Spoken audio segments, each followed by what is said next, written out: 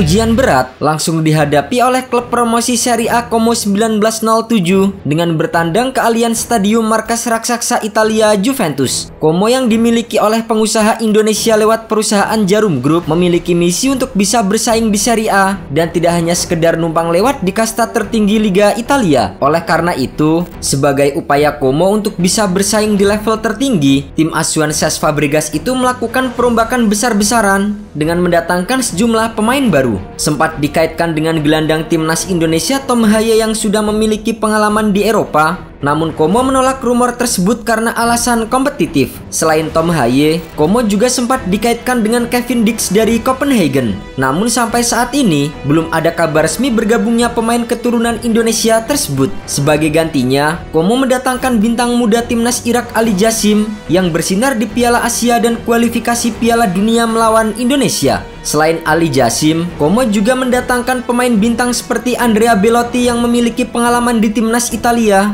Alberto Moreno yang pernah merumput bersama dengan Liverpool dan Villarreal, Pepe Reina sebagai kiper berpengalaman, Rafael Varane yang musim lalu memperkuat Manchester United, hingga kiper keturunan Indonesia yaitu Emil Audero. Di pertandingan pertama menghadapi Juventus di Turin, Cesc Fabregas menurunkan formasi 4-4-2 dengan Pepe Reina yang kini berusia 40 tahun sebagai kiper utama Como.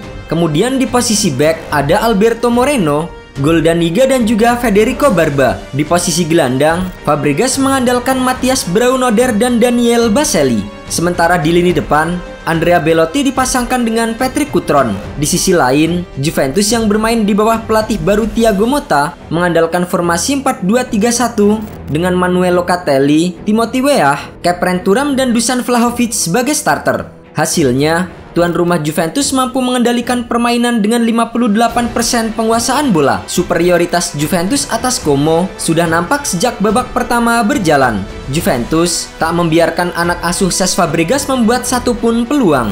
Juventus mengancam lewat tandukan Vlahovic yang meleset tipis di samping gawang kiper veteran Pepe Reina. Namun, tak lama setelah itu, Sinyonya tua berhasil membuka keran gol mereka lewat aksi pemain muda 20 tahun Samuel Mbagula. Prosesnya diawali aksi Manuel Locatelli memotong bola yang gagal dikontrol Federico Barba. Locatelli mengopernya kepada Weah lalu melanjutkan manuver dengan umpan lambung ke sisi kiri penyerangan. Bola diterima Mbagula yang melakukan tusukan mendekati kotak penalti. Ia sukses mengecoh satu pemain lawan sampai mati langkah, lalu membidik ruang secara jeli dan melepaskan tembakan jitu ke pojok bawah. Jelang babak pertama berakhir, Juventus kembali mencetak gol. Kali ini, giliran Timothy Weah yang mencatatkan namanya di papan skor. Tembakan Weah sempat mengenai mistar gawang dan memantul kembali keluar area gawang. Namun, wasit mengonfirmasi bola telah melewati garis dan lahirlah gol yang valid serta membuat Juventus memimpin 2 gol saat turun minum.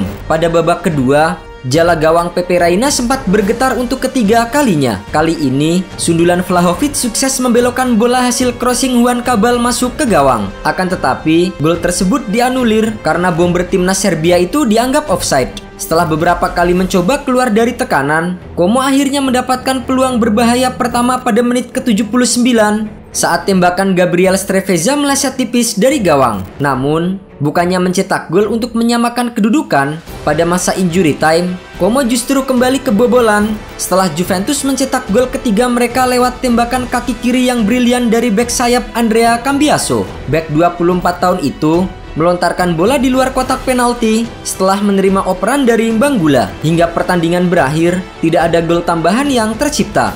Juventus memulai era baru bersama dengan anak-anak muda asuhan Thiago Motta dengan kemenangan meyakinkan. Kemenangan ini mengantarkan Juventus ke posisi 3 klasemen Liga Italia 2024-2025 dengan 3 angka. Sementara itu, Como 1907 terbenam di posisi 19 klasemen dengan 0 poin. Hasil di atas juga menunjukkan aksi jor-joran Como 1907 pada bursa transfer musim panas 2024 belum membuahkan hasil.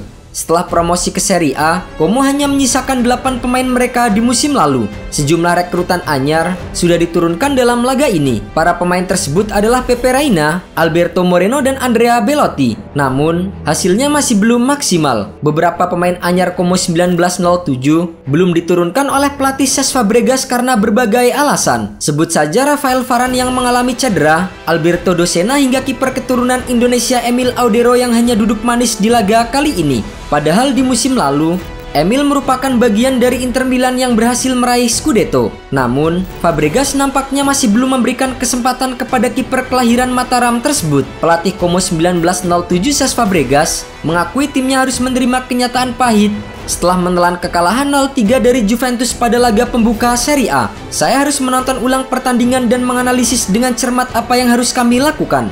Musim lalu kami kalah 3-0 dari Palermo, namun berhasil menjadi tim terbaik di Liga. Kami tahu bahwa kami adalah Como dan perlu berkembang.